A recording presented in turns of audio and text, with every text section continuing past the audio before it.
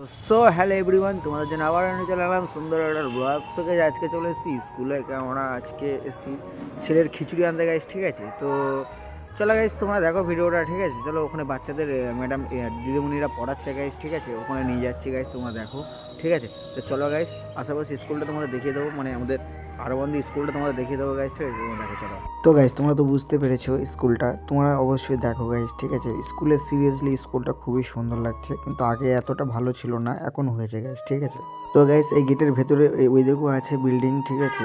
এটা তোমাদের আমি দেখালাম খিচুড়ি স্কুল, দেখো বাচ্চাদের পড়াচ্ছে গাইস, ঠিক আছে? তোমরা দেখো গাইস ভিডিওটা, ঠিক আছে?